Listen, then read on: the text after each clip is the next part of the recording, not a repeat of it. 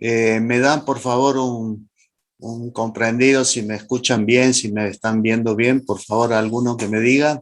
Sí, Hola, profe. profe. Sí, ¿Se escucha profe, bien? Hola, profe. Buenas bueno, tardes. perfecto, hola. Hola Lucio, ¿estás ahí?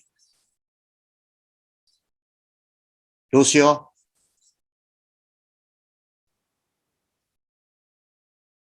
Bueno, entonces arrancamos hoy con la segunda etapa de esta materia. Hola Lucio, ¿cómo Hola, andás? ingeniero. ¿Cómo andás? ¿Me escuchás bien, Lucio? Sí, ingeniero, sí, gracias, profe, sí. Bueno, quédate nomás en el curso. Cualquier cosa, si querés hacer algún aporte tuyo, no hay problema. Gracias, profe. Bueno, como les decía, esta segunda parte de la materia realmente es la más, no digo la más importante, pero la más sustanciosa, digamos así, desde el punto de vista de la ingeniería. Justamente por eso que está en la segunda parte del año, en el segundo cuatrimestre. En este cuatrimestre, la intención de la cátedra, a través mío y a través de todos los profesores de la cátedra, la intención nuestra es tratar de prepararlos medianamente bien, de la mejor forma posible para que ustedes se puedan desarrollar en las industrias. Llámese estas las industrias energéticas, es decir, si es que les toca trabajar como profesional, me refiero en una central térmica de gas, en una central térmica de vapor, si les toca trabajar en la industria del frío, o sea, diseñar, calcular y distribuir máquinas frigoríficas. Les voy a enseñar también si eventualmente les toca trabajar en la industria automotriz, porque vamos a ver los motores de combustión interna.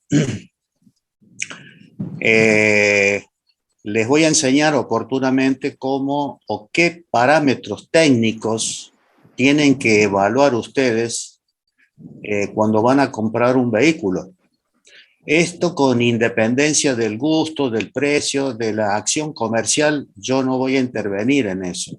Simplemente les voy a dar los parámetros que a su vez los dan los fabricantes a través del manual del usuario, parámetros técnicos, los más importantes, que ustedes tienen que saber para saber qué tipo de vehículos ustedes van a comprar.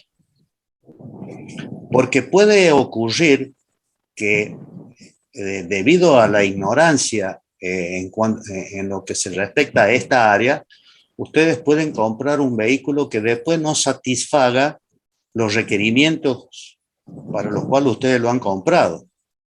Es decir, pongo un par de ejemplos. Si eventualmente ustedes tienen que comprar un vehículo que lo van a utilizar con mayor medida para trasladarse en rutas, en autopistas, entonces tienen que comprar un vehículo con las propiedades que yo les voy a decir oportunamente. Y si ustedes, su uso habitual del vehículo es para andar por las sierras, por montañas, en fin, entonces son otras las características del motor que tienen que comprar. Obviamente que si ustedes van a andar por esas dos rutas, llamémosle así, no van a comprar un vehículo para una cosa y un vehículo para otra. Por eso es que los fabricantes de motores, los fabricantes de autos, fabrican, valga la redundancia, un motor que satisfaga ambos requerimientos. Pero uno puede ser más predominante que el otro.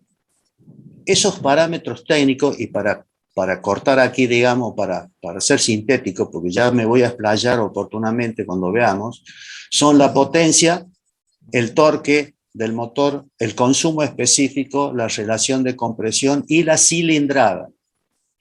Ustedes pueden ver que en la parte trasera exterior de los vehículos, la mayoría tienen unos numeritos que dicen 1.2, 1.5, 1.4, etcétera, etcétera. Bueno, ese numerito significa la cilindrada del motor. Por ejemplo, 1.2 se refiere a 1.2 litros, o lo que es lo mismo, 1200 centímetros cúbicos, y así sucesivamente.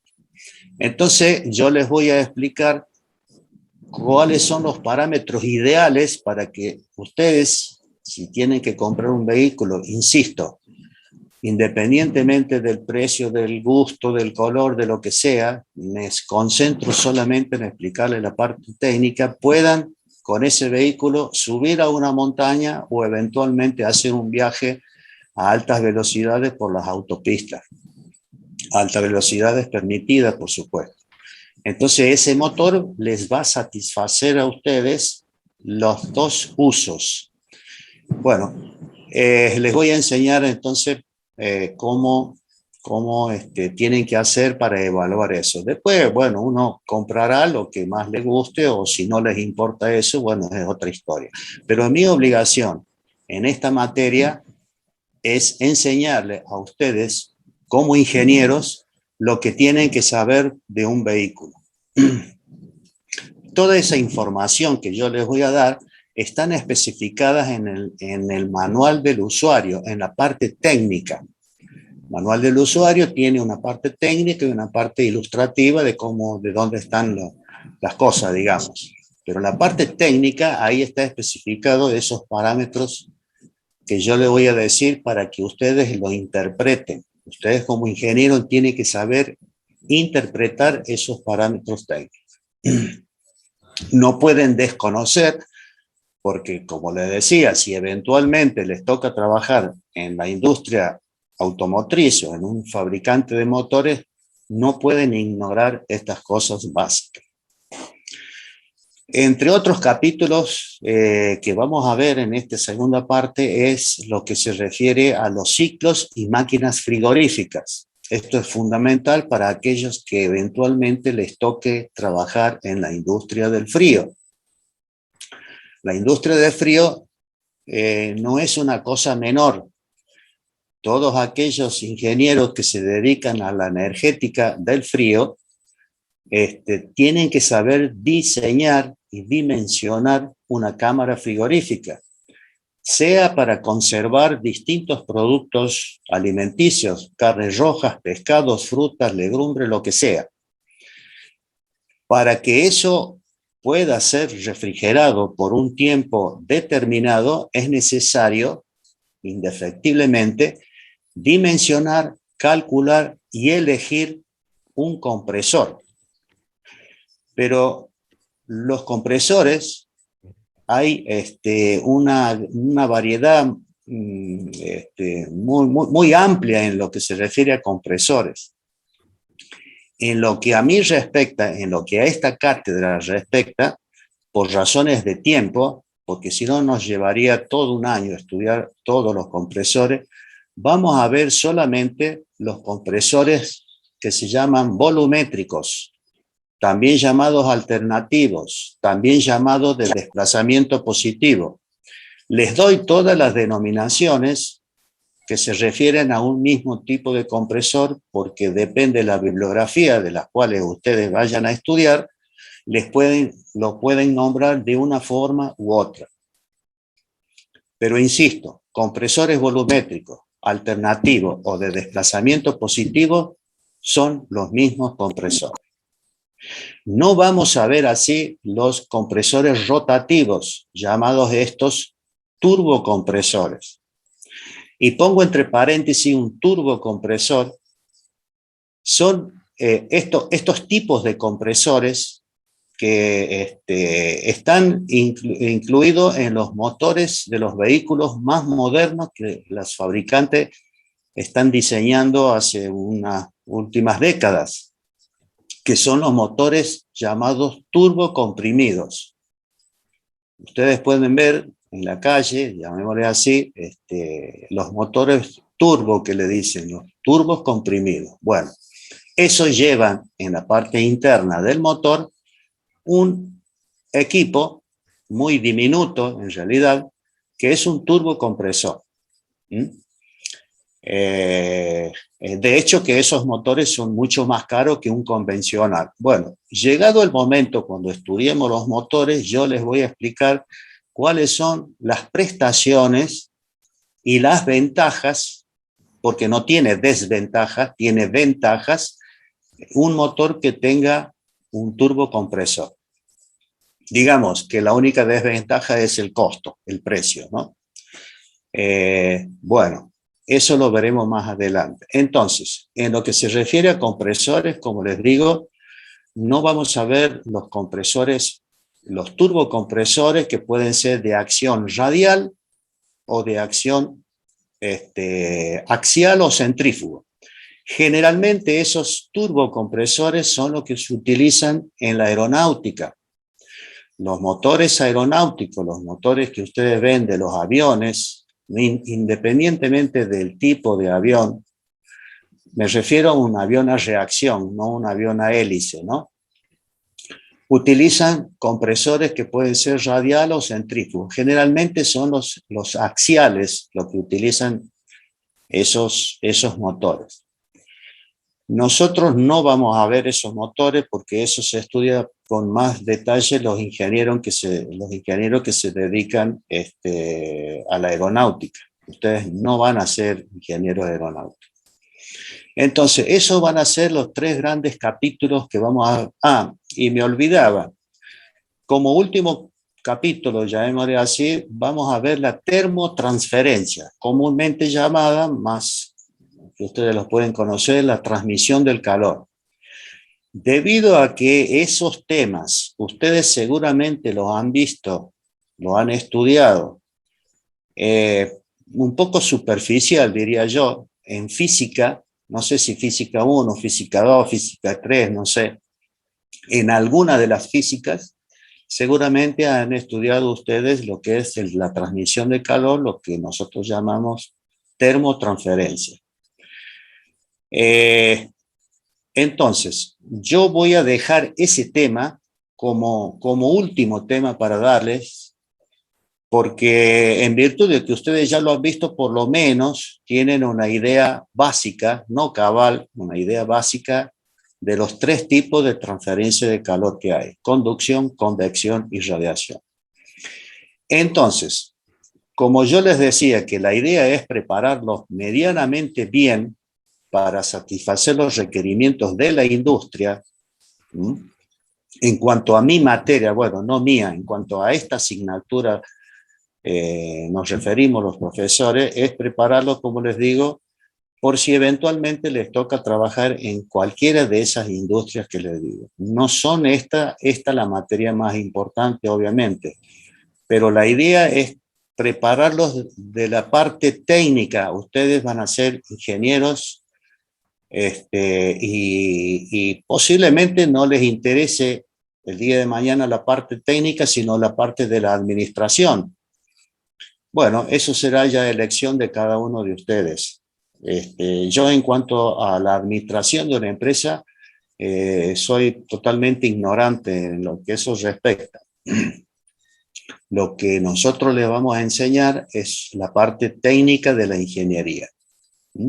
No la ingeniería en cuanto a la gestión, sino la ingeniería en cuanto a la técnica. No sé si soy claro, pero esa es la idea.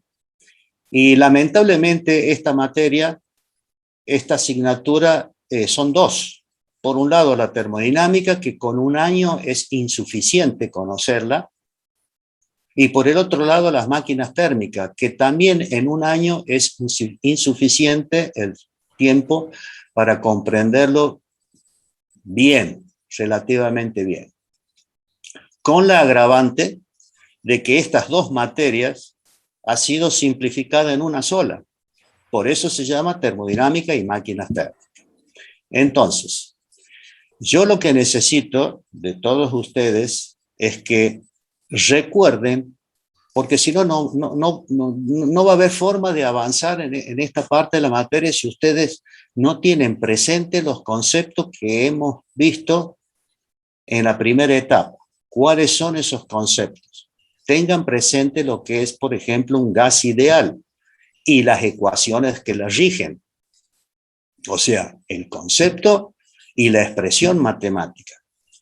Tienen que saber el concepto de entalpía, la función termodinámica entalpía, que nosotros la estudiamos desde el punto de vista teórico, pero ahora es el momento de aplicar esa función termodinámica. Yo oportunamente les dije que en esta etapa de la materia íbamos a utilizar esa función, que en su momento la estudiamos desde el punto de vista teórico, pero yo les dije que cuáles eran las aplicaciones. Bueno, ahora vamos a ver las aplicaciones. Tienen que tener presente lo que es la función termodinámica entropía. También lo vamos a ver en esta parte de la materia. Tienen que acordarse también de los diagramas con que nosotros vamos a estudiar. Recuerden que en esta materia se estudian 3 tipos de diagramas. Mecánico, presión, volumen. Entrópico, temperatura absoluta, no temperatura termométrica, entropía, y el diagrama de Molière. Y por último de los conceptos, tienen que saber cuáles son los distintos estados que puede pasar el agua. Llámese agua líquida, llámese agua transformada en vapor saturado seco, eventualmente en vapor sobrecalentado, llámese vapor húmedo, que es un mix, una zona bifásica entre agua líquida y vapor de agua. Y por tercero es el agua en estado sólido, que no lo vamos a estudiar nosotros, el agua en estado sólido. Entonces, tenemos que tener bien presente esos conceptos. Lo que vamos a empezar a ver ahora es lo que se refiere a los compresores. Este tema de los compresores que yo les dije es extremadamente importante para los ingenieros independientemente de la especialidad.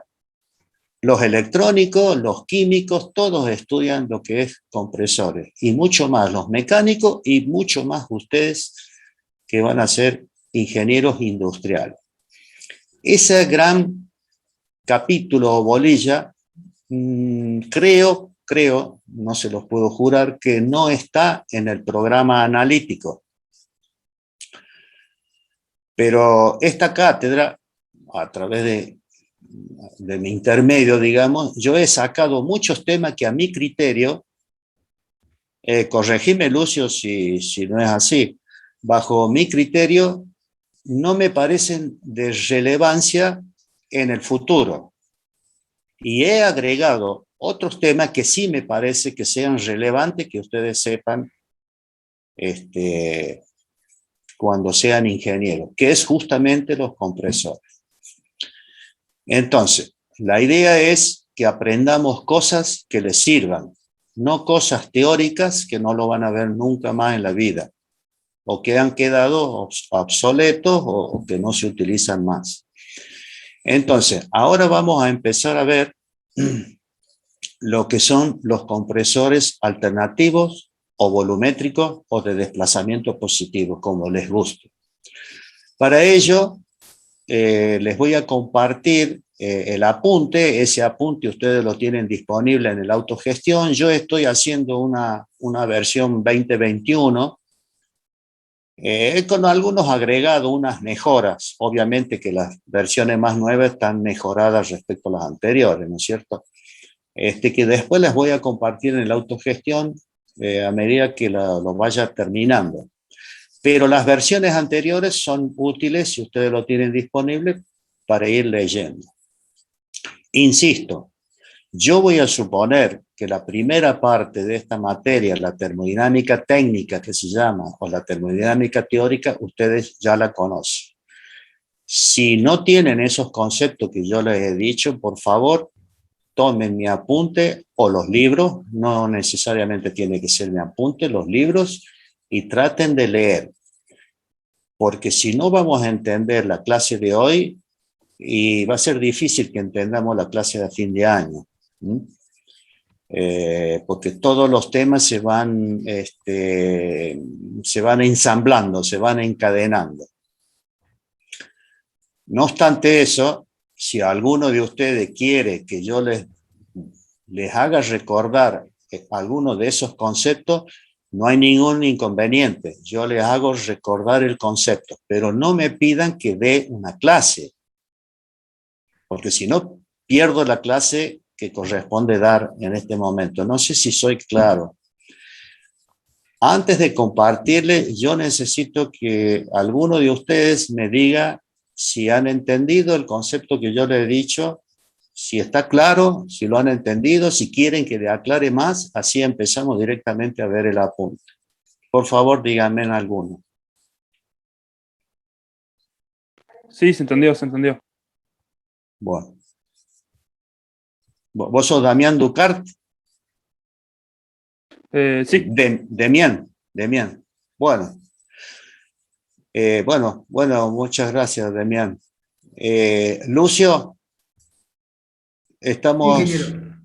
¿está un poco de acuerdo con lo que dije? Totalmente, profe, totalmente. Bueno.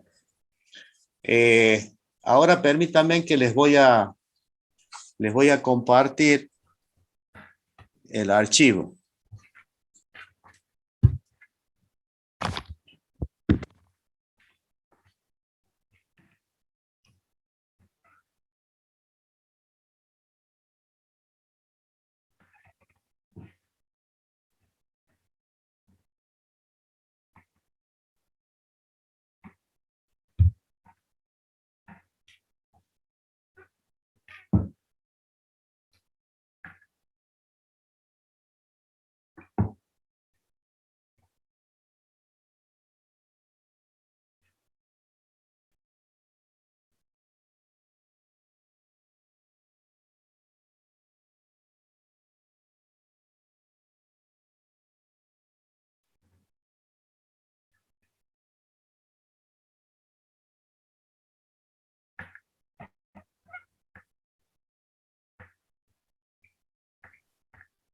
Profe, no sé si estará hablando, pero está silenciado.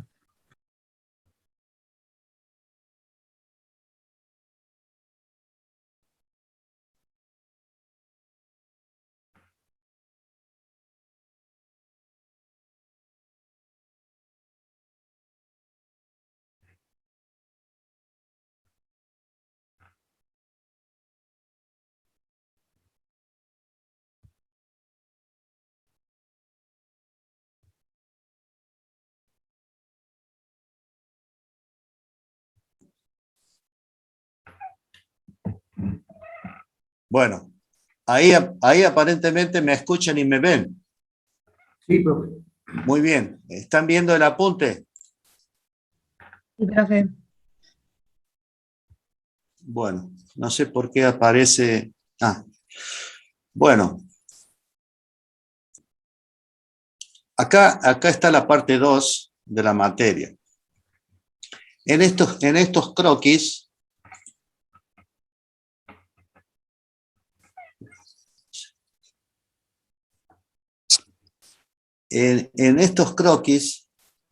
ustedes ven que hay a ver, esperen que hay algo aquí que está molestando en el apunte, que no sé qué es.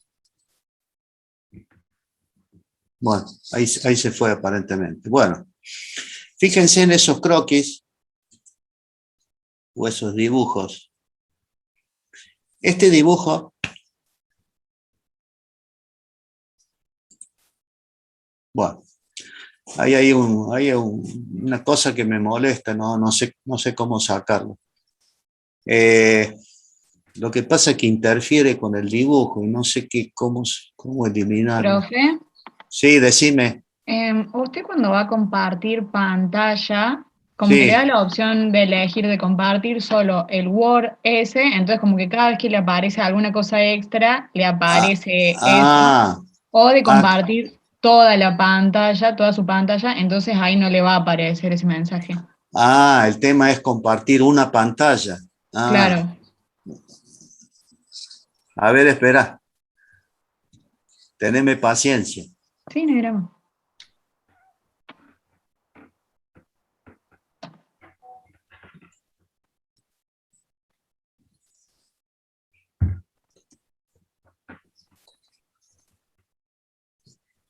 Ahora no aparece. Ahora no aparece. Muy bien. Muchas gracias. No hay problema. Profe, una consulta. Sí, decime. ¿Usted no subió la parte 2 autogestión, porque no la encuentro? No, no, está subida la parte 1. No, dame una semana de tiempo. La semana que viene seguro que lo subo a la autogestión, esta versión 21. Ah, Debe haber en el autogestión versiones anteriores, pero esta ya lo voy a subir. sí, de todas formas en la parte 1 hay algo de compresores, o sea, es lo mismo. Sí y no. Sí y no.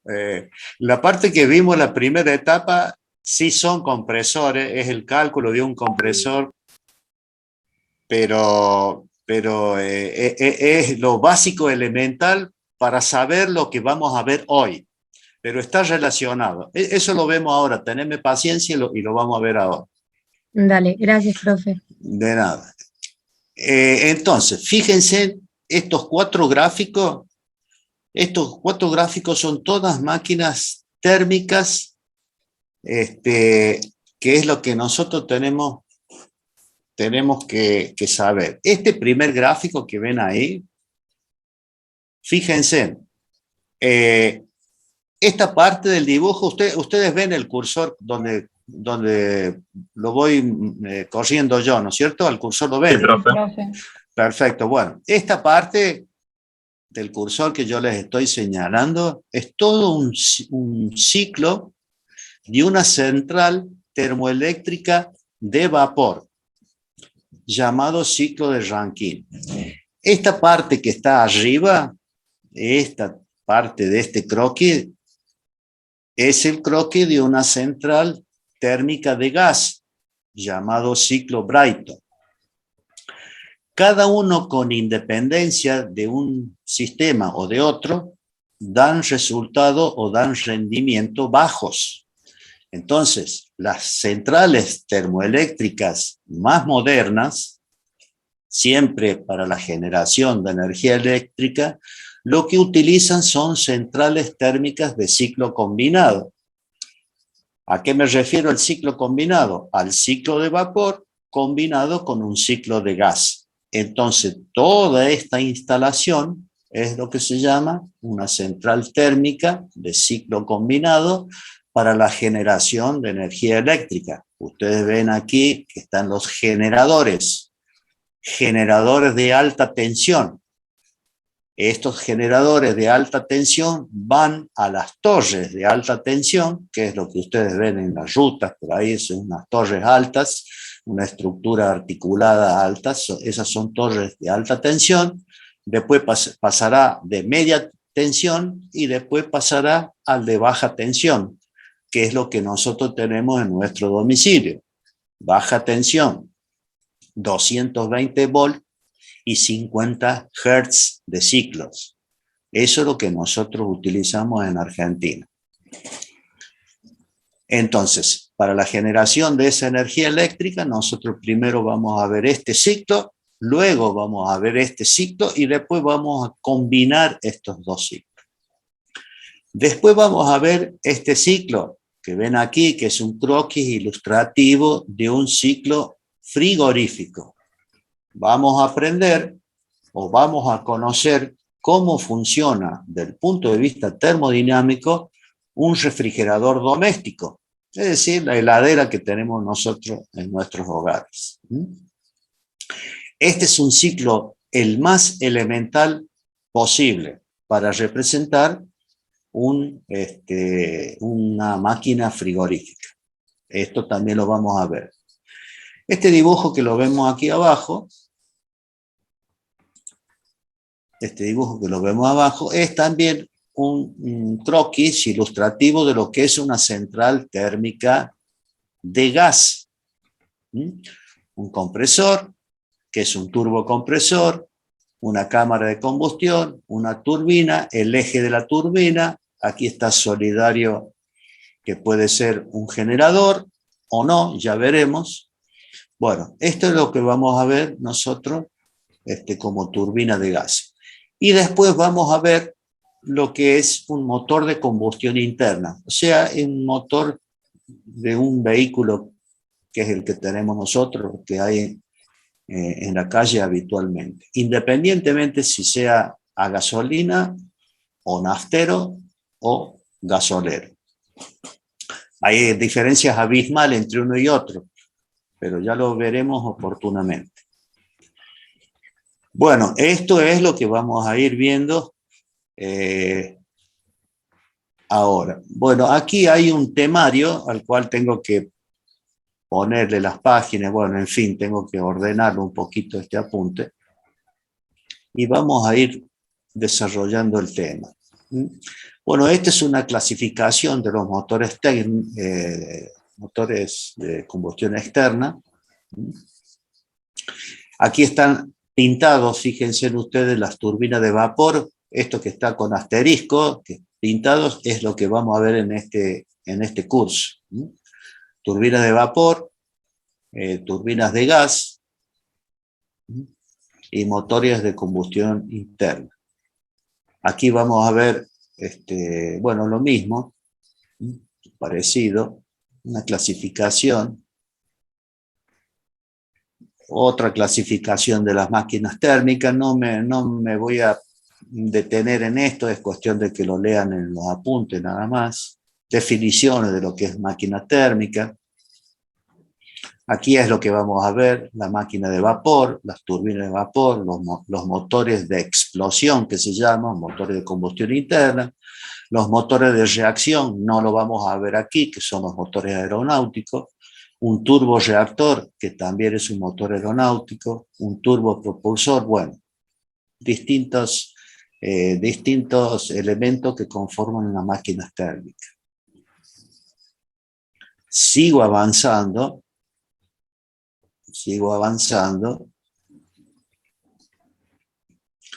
Un croquis de una turbina de vapor. Este es un croquis, ya lo vamos a ver con más detalle más adelante.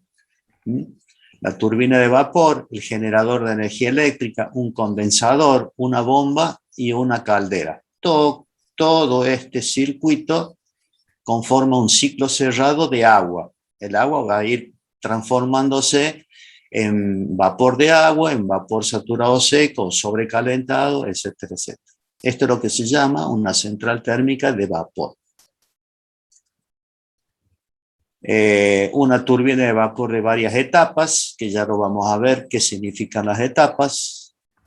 Este es el motor aeronáutico, el motor de los aviones que ustedes ven que están volando, tienen esta configuración, que utiliza un principio de acción y reacción, de impulso y cantidad de movimiento. Todos estos conceptos seguramente lo han estudiado o lo van a estudiar en mecánica técnica. Nosotros no nos vamos a explayar en lo que son estos tipos de motores. Bueno, este es el motor de un vehículo con algunos órganos, lo más importante, el cigüeñal, la biela, el émbolo, los cilindros, los dos árboles de levas. Hay motores que tienen doble árbol de leva, otros que tienen uno solo, pero nosotros lo vamos a estudiar a este motor desde el punto de vista termodinámico. Sigo avanzando. Esta parte que dice métodos termodinámicos de compresión y tipo de compresores. Vamos directamente a los gráficos. Y aquí sí yo quiero detenerme, porque esta parte es lo que estudiamos, este tema, digamos, es lo que se estudió en la primera parte de la materia. Ustedes recuerden que en un diagrama mecánico, presión-volumen, hay tres formas de comprimir aire. Vamos a suponer que estamos hablando de un gas ideal, aire. ¿Cuáles son esas tres formas?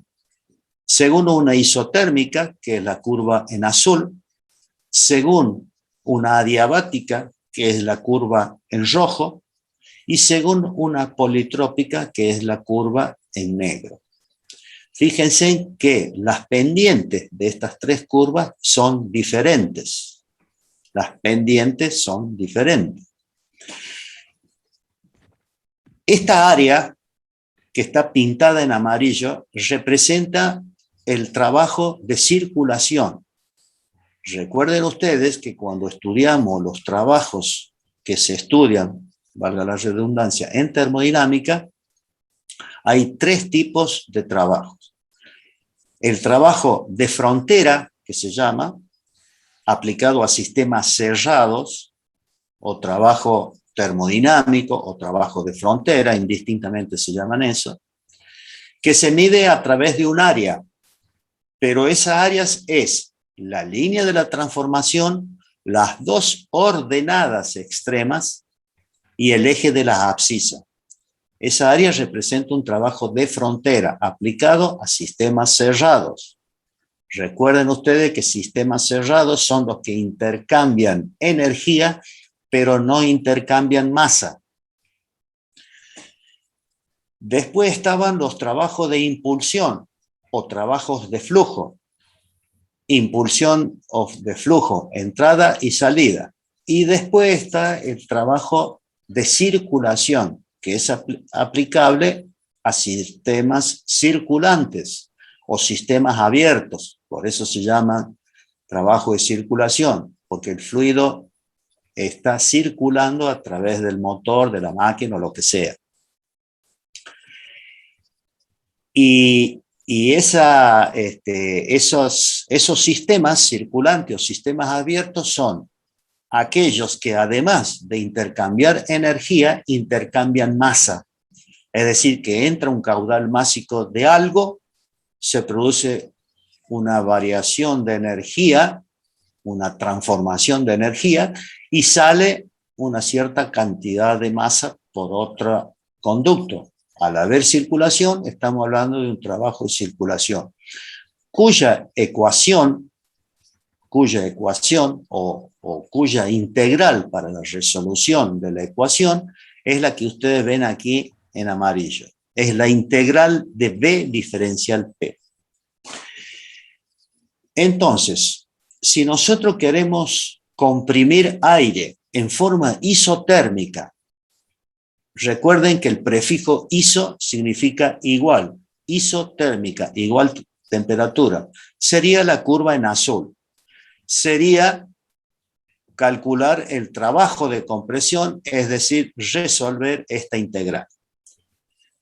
La resolución de esa integral resulta la última expresión que está aquí abajo. Fíjense, trabajo isotérmico. R, la constante particular del aire, en este caso, la temperatura, y el logaritmo neperiano de la relación de compresión. Si la transformación, en este caso la compresión, fuese adiabática, sería la curva que está en rojo, la expresión del trabajo sería la que está aquí arriba. Si la compresión no es ni isotérmica y no es ni adiabática, ¿cuál sería? Y no nos queda otra opción de que sea la politrópica. Acuérdense que el prefijo poli significa mucho. Eso quiere decir que conforme el fluido va evolucionando, todos sus parámetros van cambiando instantáneamente. Por eso se llaman politrópicas. Cuya ecuación sería esta que está aquí en el medio. ¿Cuál es la diferencia entre esta y esta? Simplemente el coeficiente n o coeficiente gamma. Coeficiente n, coeficiente politrópico, coeficiente gamma, coeficiente adiabático. Entonces la forma de la ecuación es la misma. Lo que cambia es solamente el gamma por el n. Y la pregunta es, si yo tengo que comprimir aire, ¿cuál de los tres métodos me conviene realizar la compresión? ¿Según una isotérmica, según una politrópica o según una adiabática? No quiero que me respondan ahora, es simplemente una pregunta que la voy a responder yo para ustedes. Al tratarse de compresión, el trabajo que debe realizar el compresor, valga la redundancia, para comprimir aire, debe ser el menor posible, porque es trabajo que la máquina debe consumir para llevar una presión de la presión atmosférica a una presión de descarga o presión deseada. Entonces, la máquina debe consumir la menor cantidad de energía posible. Y la pregunta, como les digo, ¿cuál de las tres compresiones genera menor trabajo? Está claro que es la compresión isotérmica, porque el área respecto a las otras dos es la menor posible. Lo que sucede es que una compresión isotérmica es imposible de realizar, como también es imposible de realizar una compresión adiabática.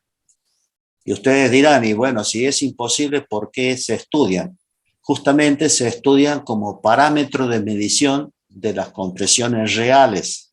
Las compresiones reales de los compresores alternativos son las que siguen la curva en negro, o sea, una compresión politrópica que se llama. Entonces, el desafío de los ingenieros dedicados a este tema es lograr que ese compresor esté lo más refrigerado posible. Estar lo más refrigerado posible es, digamos, acercarme a una compresión isotérmica. Nunca lo voy a lograr, pero me estoy acercando a una compresión isotérmica. Estas fórmulas nosotros ya lo vimos en la primera etapa o en la primera parte de esta materia. Sigo avanzando. Bueno, este es un gráfico, como les decía, de todos los compresores. Fíjense, de compresores hay muchísimos compresores. Aerodinámico, de flujo radial, de flujo axial, los de desplazamiento positivo, rotativo, alternativo, y bueno, toda una gran variedad de compresores. Nosotros nos vamos a concentrar en los compresores de desplazamiento positivo o alternativos, en este que está aquí, nada más. No nos da el tiempo para estudiar otro tipo de compresor. Seguimos avanzando. Ustedes, por favor, si necesitan interrumpirme para preguntarme algo, lo pueden hacer, ¿eh?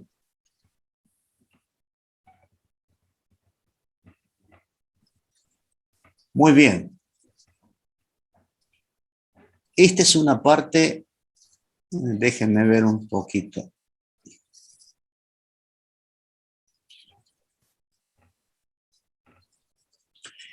Fíjense, esta es una parte muy importante que si no lo vemos en esta materia, no creo que tengan ustedes en adelante alguna materia donde puedan estudiar estos detalles de los compresores. Por eso que la idea mía es enseñarle esto ahora.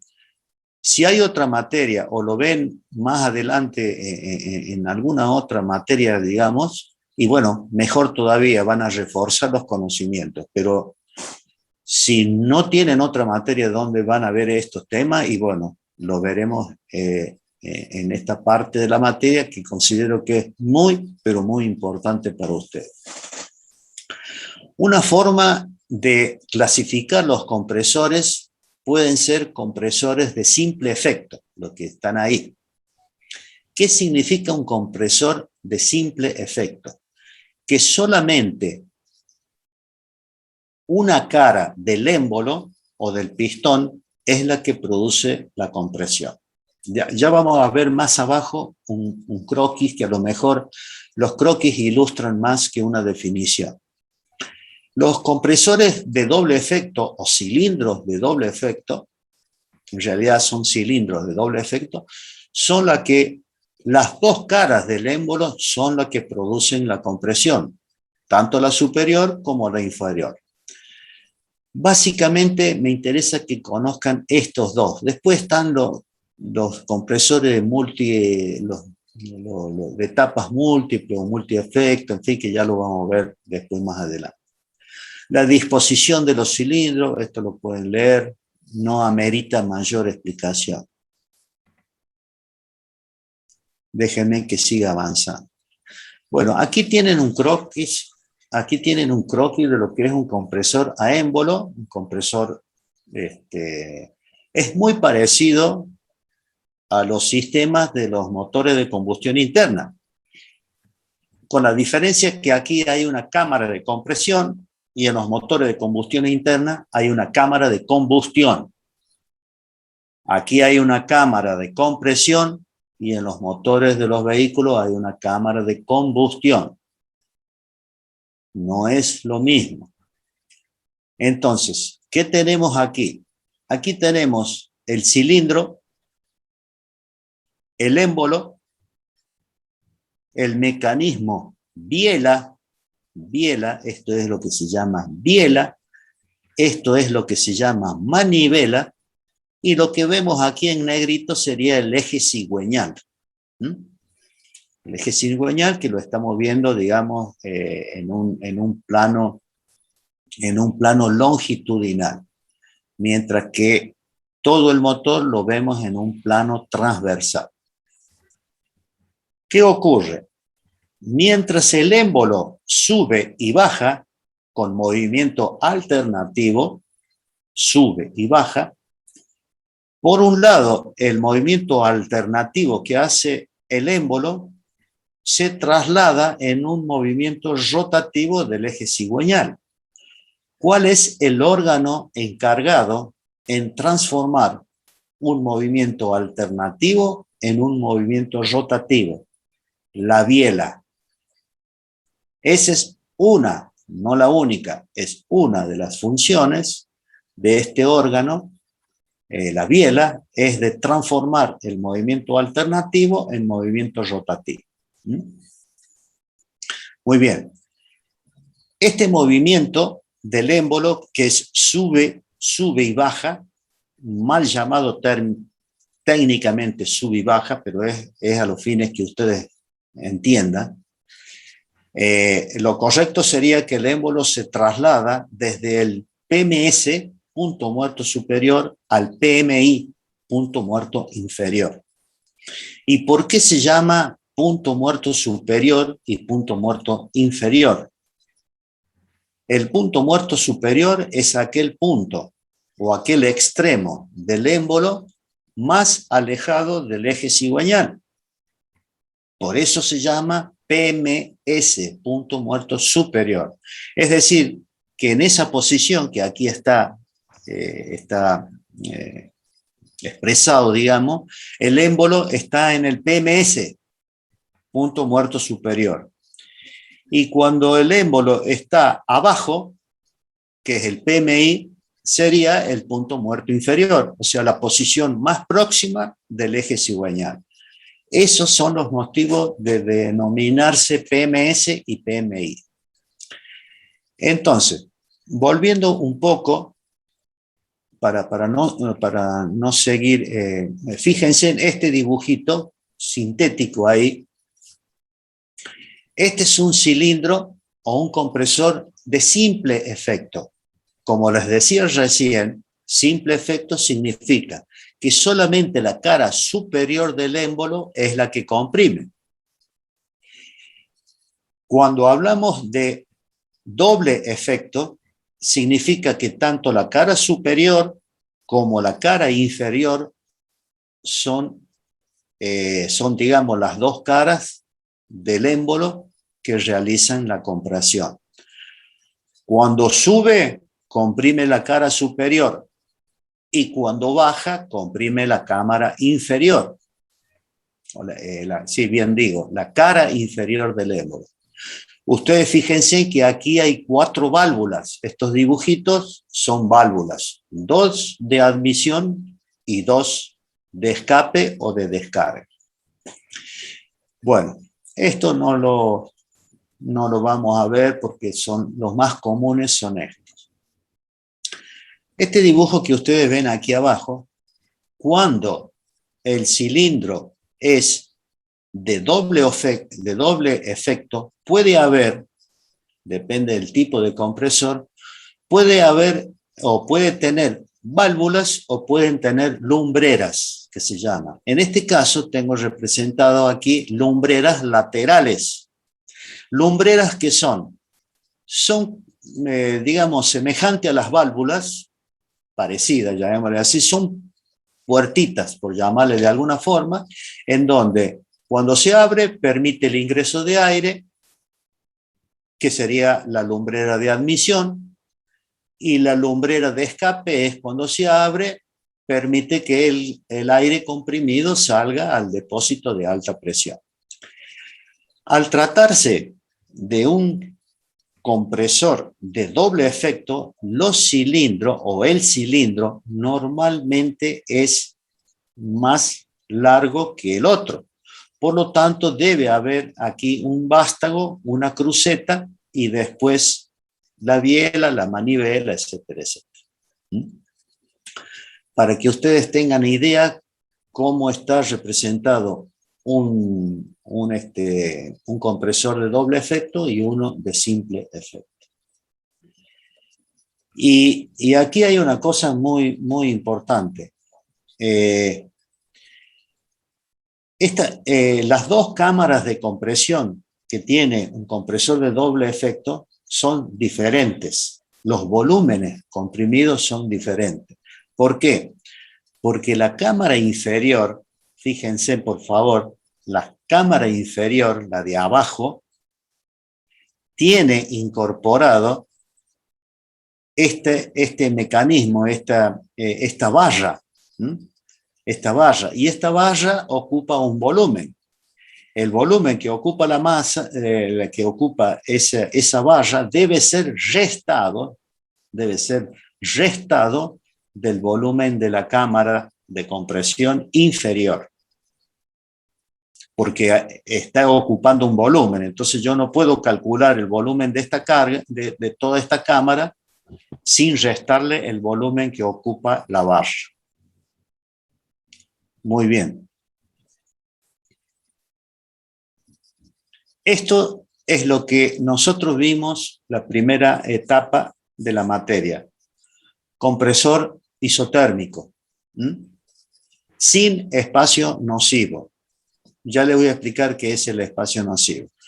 Bueno, es simplemente el croquis, la transformación, o sea, el ciclo termodinámico, es el croquis del motor. 4.1, aspiración. 1.2, compresión. 2.3, descarga. Y 3.4, descenso brusco de la presión. Conforman un ciclo cerrado determinado por esta área en amarillo. Esta área en amarillo representa el trabajo del compresor. Para resolver o calcular el trabajo del compresor, debemos resolver esta integral. Muy bien. Resolver esta integral es llegar a esta ecuación. No lo voy a hacer porque ya lo hicimos en la primera etapa de la materia. La expresión final es esta. Seguimos avanzando. Bueno, este es un croquis de los cilindros. O sea, los cilindros obviamente pueden estar, deben estar refrigerados. Hay 2 formas de refrigerar los cilindros. Según estas aletas disipadoras del calor, que ustedes a esta configuración lo ven en los motores de las motos. Los cilindros de las motos tienen estas aletas disipadoras. O sea, a raíz de estas aletas disipadoras se refrigera el cilindro de los motores, en el caso de las motos, como le digo, o si no, en el caso de los compresores. O eventualmente una refrigeración por circuito de agua, que es lo que se ve aquí. Son las dos formas de refrigerar el aire. Y ustedes se preguntarán, ¿y por qué? ¿Por qué refrigerar? Muy bien. La termodinámica nos enseñó a nosotros que el fenómeno o el efecto, no es un fenómeno, el efecto de compresión implica varias cosas.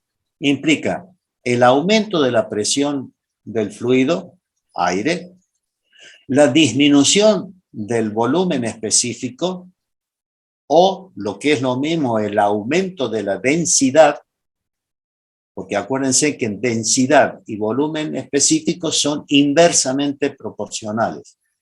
Si el volumen específico disminuye, implica aumento de la densidad del aire. Y además, un aumento de la temperatura. Cuando el aumento de la temperatura, o mejor dicho, la temperatura final del aire puede llegar a ser tan alta que puede llegar a comprometer algunos de los órganos del motor.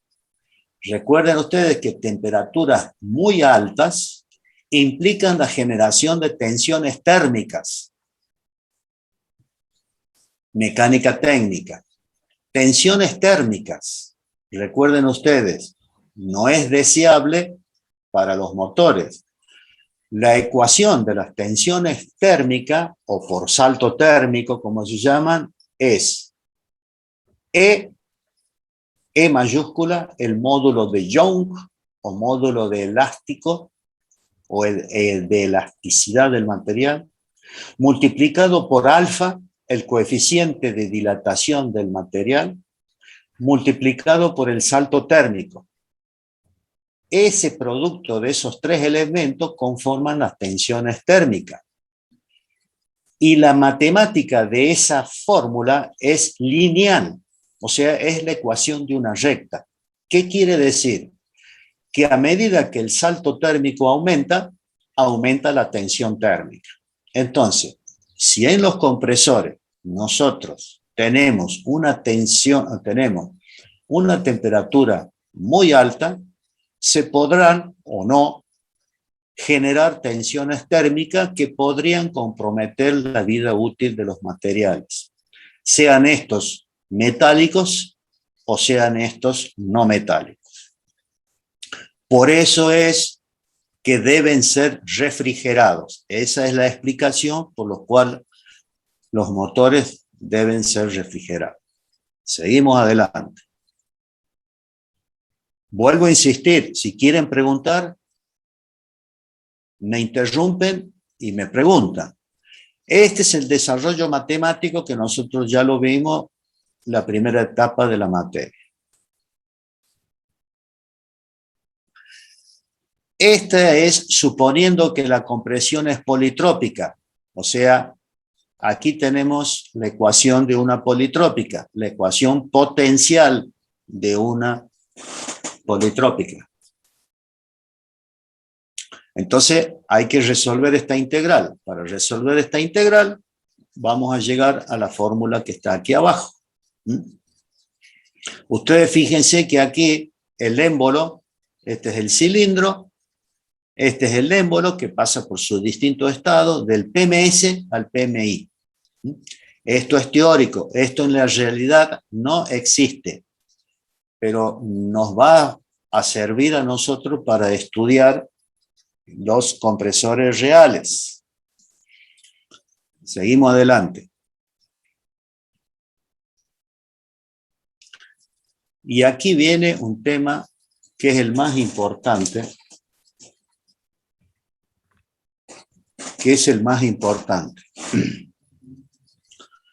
¿Puedo seguir adelante? Voy a hacer aquí una pausa para preguntar si está bien, si está comprendido lo anterior, porque ahora se va a empezar a complicar el tema. Por favor, alguno que me diga sí, no, no sé, algo.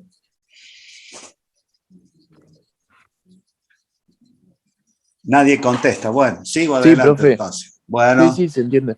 ¿se entiende? Bueno, Sí. bueno. Joya. Sí, porque si nadie me contesta es como si estuviese hablando solo, por lo menos sí, dígame algo, sí, no me acuerdo de nada, qué sé yo, algo. Yo, profe, por ahí lo que Sí. no entiendo es cómo Es- funcionan las válvulas. bueno, pero vos querés ir más rápido que lo que se puede. Yo te voy a explicar, te has anticipado a lo que viene ahora, pero no voy a terminar este tema si vos no sabés, no terminamos este tema si vos no entendés cómo funcionan las válvulas de este. Yo te voy a explicar ahora, dentro de las limitaciones de lo mío, por supuesto, pero ahora te voy a explicar cómo funcionan las válvulas. A eso voy a llegar ahora. Déjame que siga. Dale, gracias, profe. Déjame que siga. Así no pierdo un poco el orden de los temas. Los compresores reales, como por ejemplo este, ¿no es cierto? Este es un croquis de todos los elementos que tiene el motor, un compresor, o sea, digamos, una vista transversal, ¿no es cierto? ¿Qué tenemos aquí? La carcasa, esta carcasa, que está llena de aceite aquí, el eje cigüeñal, que está aquí, la manivela, que está aquí en naranja, la biela, que está aquí inclinada, acuérdense que es el que transforma el movimiento alternativo en rotativo, el cilindro, que que está aquí en celestito, por dentro del cilindro se desplaza el émbolo, o el pistón, como quieran llamarle. El pistón tiene unos aros que no los vamos a ver ahora, los vamos a ver cuando veamos los motores de combustión interna. En la parte superior del cilindro están las válvulas de admisión y las válvulas de escape, y están los conductos, conducto de admisión, conducto de escape. Después de la tubería de escape, ¿qué es lo que habría aquí? Yo no lo he dibujado, obviamente, por razones de espacio. ¿Qué es lo que habría aquí o qué es lo que le sigue aquí? El aire comprimido va a un depósito de aire comprimido para ser usado ese aire comprimido, qué sé yo, según el requerimiento. Y ustedes seguramente lo han visto casi todos los días, lo están viendo a lo mejor en una gomería. ¿Han ido alguna vez a una gomería, no es cierto? A parchar la goma de un pinchazo, lo que sea, una gomería, no de venta de neumáticos, sino de reparación. ¿Qué tiene la gomería? Un compresor y con un tanque enorme, que eso lo pueden ver ahí directamente. Ese tanque es el depósito de aire comprimido. Y el compresor que ustedes sienten ahí que está trabajando mientras está comprimiendo, es un compresor de este tipo. Fíjense qué sencillo. Comprime el aire, lo deposita en el tanque de almacenamiento y lo usa cuando tengamos que inflar la goma del auto, por ejemplo. Que esto no está dibujado ahí, porque la idea no es esa, es ver la parte termodinámica de él. Bien. Aquí tenemos dos válvulas, la válvula de aspiración y la válvula de escape, que están en la cabeza del cilindro, o sea, en el extremo superior del cilindro, o sea, aquí arriba. Estas válvulas están aquí representadas con una rayita en negro, obviamente, pero tienen su forma, es mecánico el asunto. Y como es un elemento mecánico y es un elemento metálico, significa que ocupa lugar. Y además de ocupar lugar, debido a las altas temperaturas, pueden llegar a dilatarse. Entonces, al ocupar lugar, tiene que haber indefectiblemente aquí un volumen para alojar las válvulas. No solamente para alojarlas, sino para permitir si eventualmente hay dilatación de estas válvulas. A todo ese volumen que estoy indicando aquí con el cursor es lo que se le llama volumen nocivo o volumen muerto,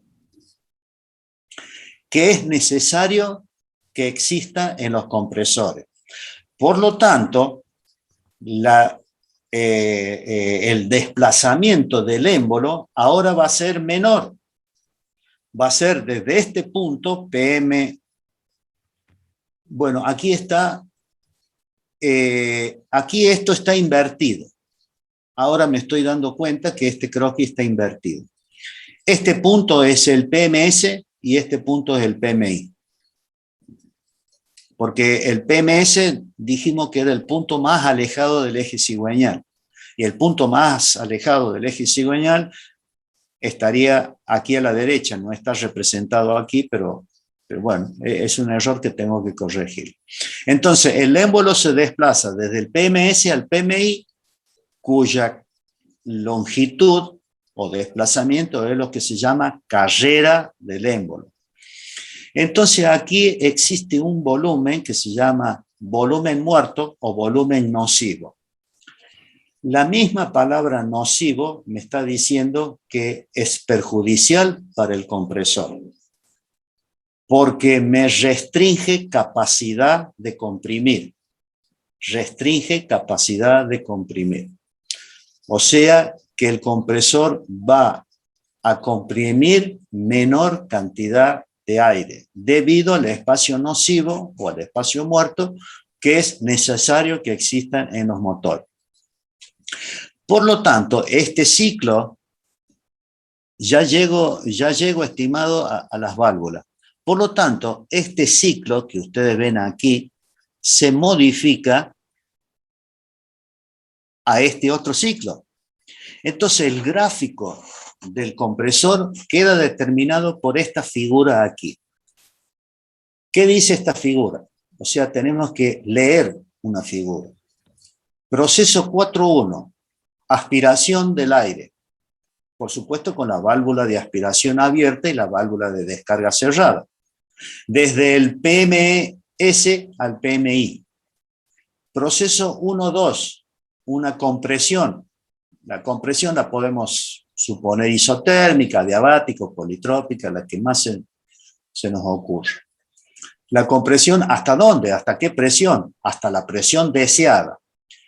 En los compresores comunes de una sola etapa, la presión extrema o la presión máxima no suele superar los 8 bares. Los 8 bares. Después le sigue el proceso 2.3.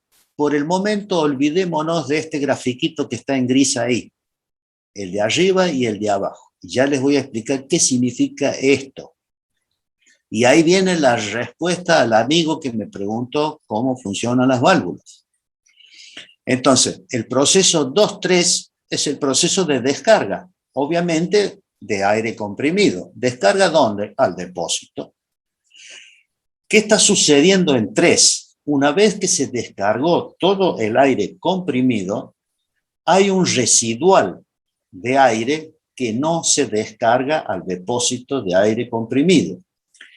Ese residual de aire comprimido lo que genera es empujar, pongo la palabra entre comillas empujar porque no es una palabra técnica, se los digo para que entiendan nada más, empuja o desplaza el émbolo desde el punto 3 al punto 4 para que de esta forma comenzar el ciclo nuevamente.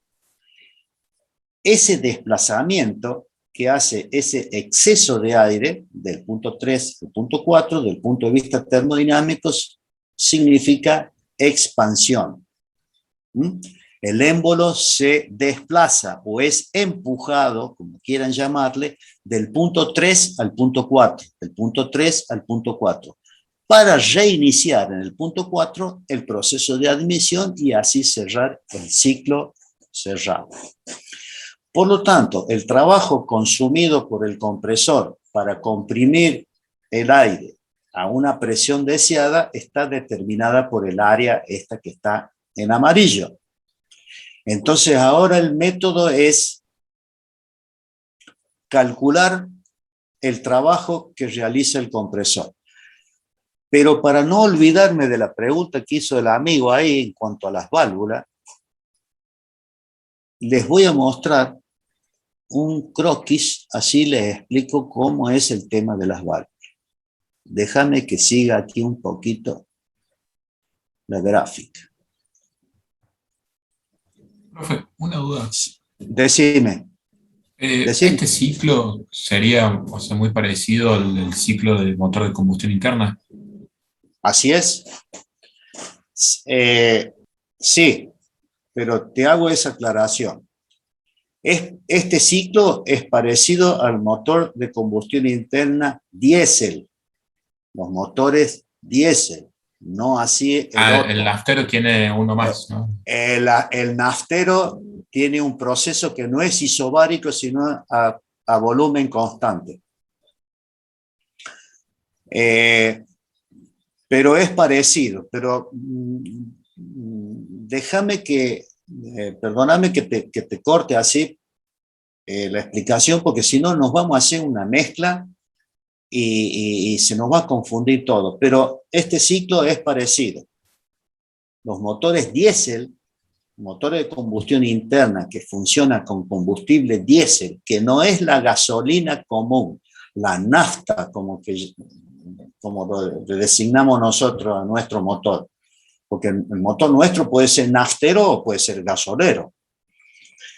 El motor gasolero es el que sigue un ciclo diésel, que es parecido a este, no el naftero, pero es parecido, inclusive es parecido todo el croquis, pero ya lo vamos a ver en detalle más adelante. Por ahora nos concentremos en los compresores. Entonces, acá, fíjate, el que me preguntó recién cómo funcionan las válvulas. En los motores de los vehículos, digamos, hago un paréntesis, pero vuelvo a los motores de los vehículos. En los motores de los vehículos, las válvulas, que también tienen válvulas, obviamente, de admisión y de escape, se abren o se cierran según un elemento que tiene el motor que se llama árbol de levas.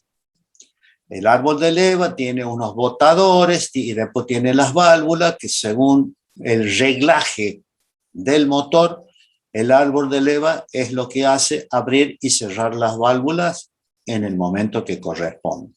Es mecánico el tema de la apertura de las válvulas.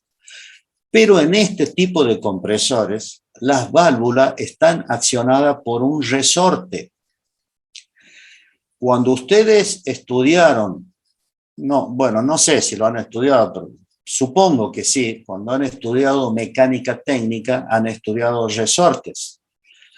Los resortes tienen una ecuación que responde a la ley de Hooke, que es la fuerza del resorte. La fuerza del resorte es igual a la constante del resorte multiplicada por el desplazamiento del resorte, sea este un resorte de compresión o sea un resorte de extensión, o sea de tracción. Muy bien, pero esa fuerza del resorte debe ser accionada por algo. Ese algo es la presión del aire. Por ejemplo, si te fijas en este dibujo lo vamos a ampliar. Este dibujo, para que la válvula de admisión, aquí está, DA, para que la válvula de admisión se abra, es necesario que accionemos el resorte. Ahora bien, accionar el resorte quiere decir aplicarle una fuerza para o extenderlo o comprimirlo, según corresponda. ¿Quién hace esa fuerza? La presión del aire exterior. Es decir, que para que ingrese aire desde el exterior adentro del cilindro, la presión afuera debe ser superior a la presión reinante dentro del cilindro. Por lo tanto, si la presión es superior, la fuerza será superior. Acuérdense que presión es fuerza sobre área. Entonces, si la presión es superior, la fuerza será superior. Y esa fuerza es la que va a accionar o vencer la resistencia del resorte. Y va a permitir que la válvula se abra para que ingrese el aire. De forma análoga, para que el aire salga, también hay que vencer la fuerza del resorte para que se abra la válvula de descarga. Por lo tanto, la presión en el interior del cilindro debe ser levemente superior a la presión reinante en el conducto del aire comprimido. Si esa diferencia de presión es la que hace abrir la válvula de descarga. En definitiva, para responderte tu pregunta de cómo funcionan las válvulas, es directamente venciendo la inercia o la fuerza del resorte a través de las diferencias de presiones en la admisión y en la descarga. A ver si está comprendido el que me preguntó. Sí, profe, me quedó mucho más claro. ¿Te quedó más claro? Bueno. Gracias. De nada. Esa energía o trabajo que debe realizar el aire sobre el resorte o sobre las válvulas, sea para abrirla o sea para cerrarla, está representada por el área que ustedes ven aquí en gris, ahí arriba. Ven esa área que está ahí en gris. Entonces, cuando el aire se comprime, debe comprimirse hasta el punto 2'. Entonces, la presión en 2' es levemente superior a la presión en 2. Esto es lo que hace que venza la resistencia del resorte y se abra la válvula de descarga. Después, esa presión o esa diferencia de presión va a ir disminuyendo cada vez menos, cada vez menos, cada vez menos, hasta que se equilibra con la presión de descarga. Por eso que aparece esta figura ahí geométrica que representa un trabajo. Toda área representada en un diagrama PV representa un trabajo. De igual manera, para la apertura de las válvulas de admisión, está esta área que está aquí en gris, en chiquito aquí. Lo que sucede es que la termodinámica considera que estas dos áreas son iguales y de sentido opuesto. Una será positiva y la otra será negativa. Por lo tanto, estas dos áreas nosotros no las vamos a tener en cuenta. ¿Y qué nos va a quedar? Bueno, el área que está aquí en amarillo. Pero esto es lo que significa que la descarga no es totalmente o perfectamente isobárica. Hay una zona en que hay una diferencia de presión, tanto en la descarga como en la admisión.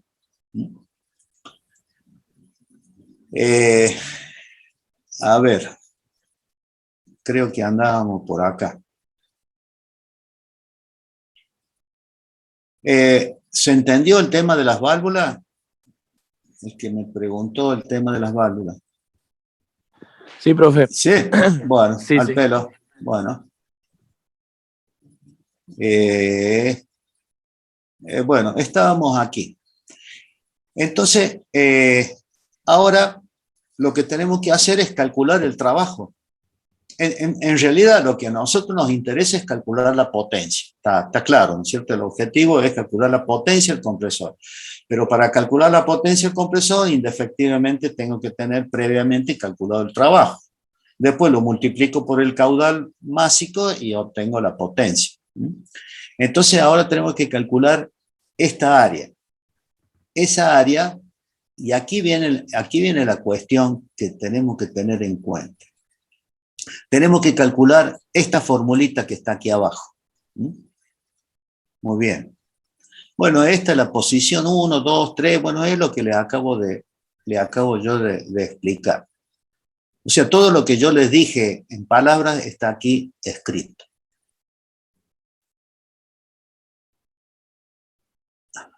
Bueno, espérenme un cachito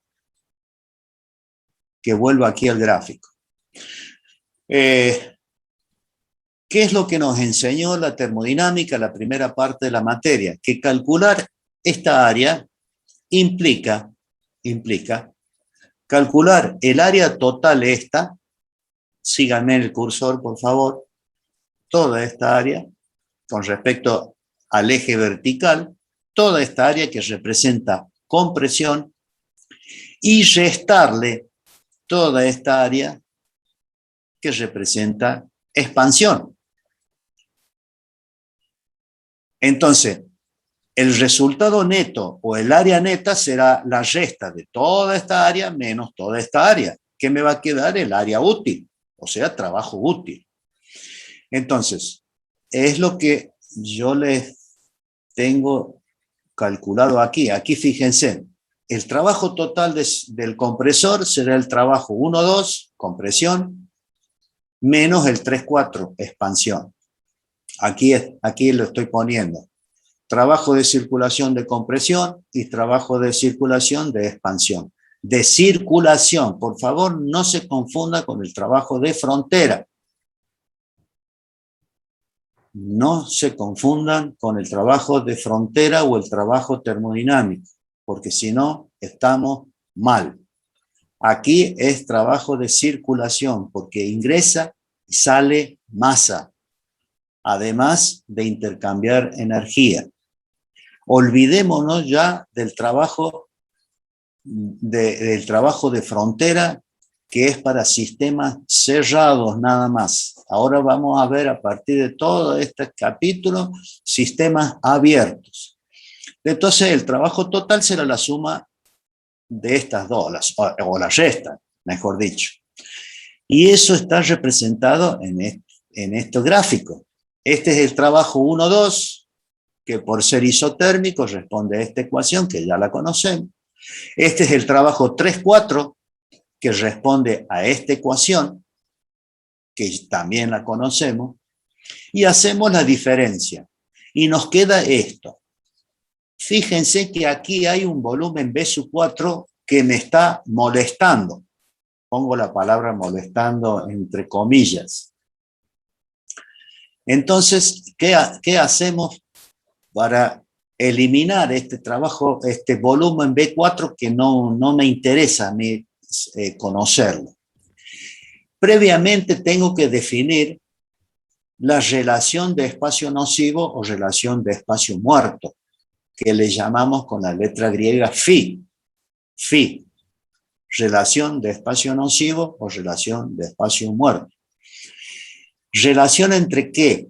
Entre el volumen nocivo sobre el volumen desplazado.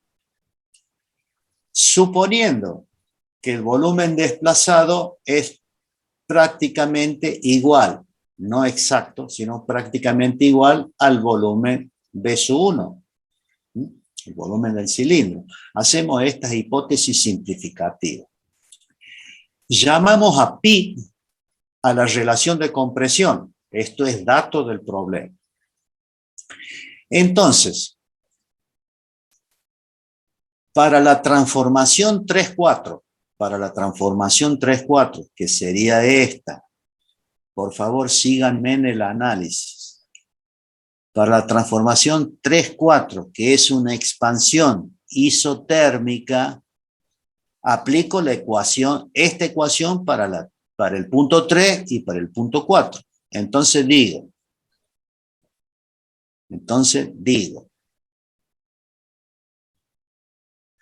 que P1, que P sub 2, pero P sub 2 es igual a P sub 3, es igual a B sub 0, o sea, por B sub 0, va a ser igual a P sub 4, que es igual a P sub 1 por B sub 4. Esta es la ecuación de la transformación suponiendo isotérmica. De esta igualdad despejo B sub 4. Me queda esta relación aquí. Este volumen B sub 4 lo voy a reemplazar acá. Ahí. Muy bien.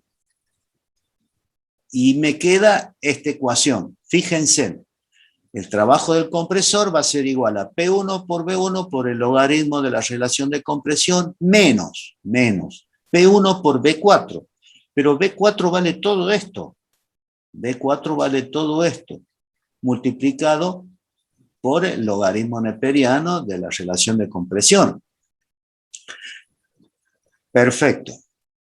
Pero ahora, phi, la relación de compresión, vale esto. Phi va a ser igual, sí, bien digo, perdón, B sub 1, B es igual a B sub 0, phi. Entonces lo voy a reemplazar aquí. Voy a reemplazar aquí. Y aquí en esos dos términos me queda un término común. ¿Cuál es? P1 por B1 por el logaritmo de la relación de compresión.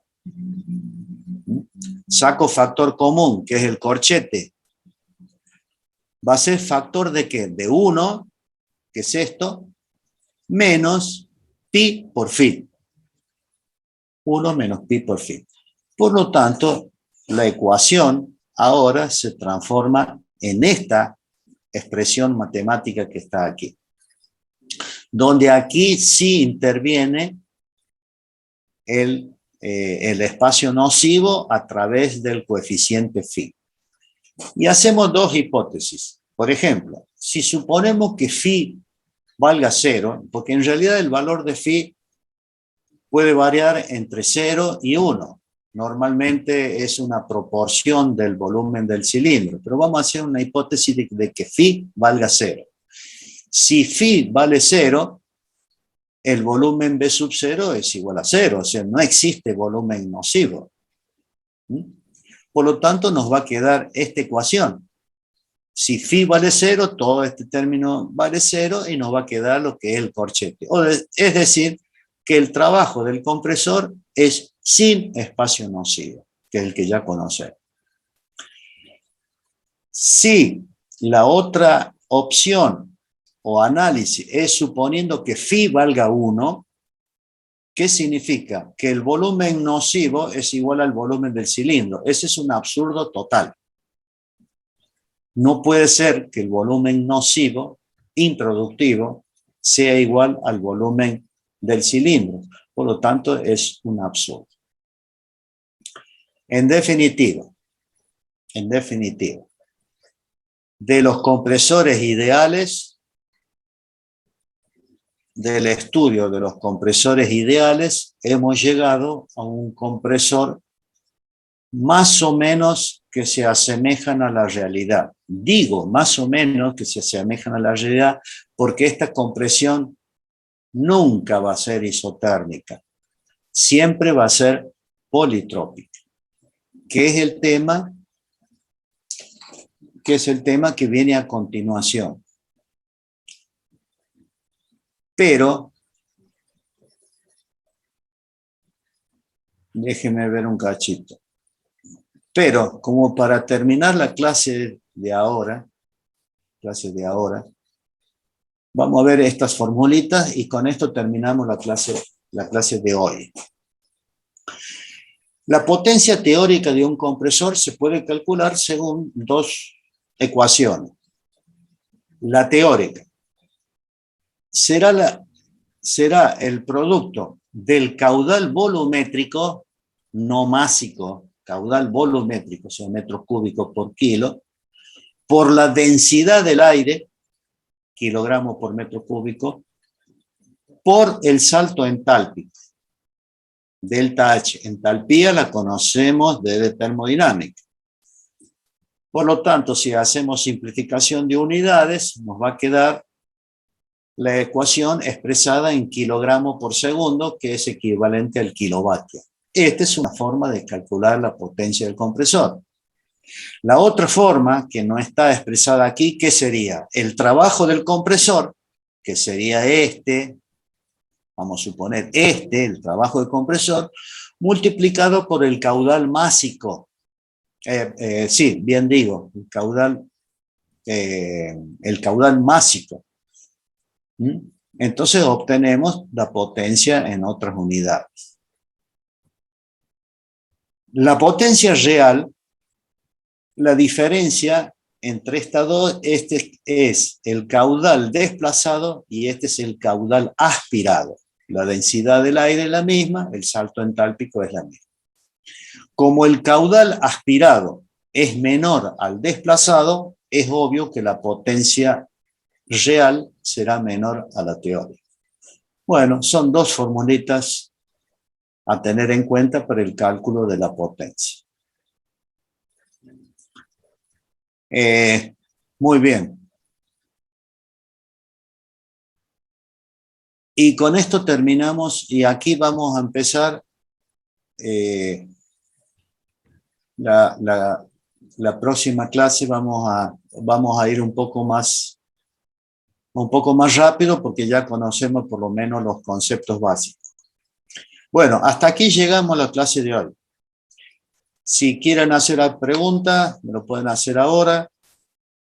Y si no, directamente nos despedimos y nos vemos el próximo viernes.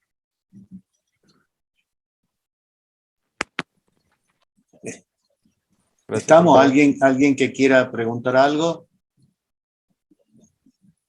Les recuerdo, por favor, que si hay algunos conceptos que ustedes no se acuerdan de termodinámica, léanlo, por favor, para que podamos avanzar en estos temas. Recuerden que esta es la parte más importante de la materia, en realidad. Bueno, si no hay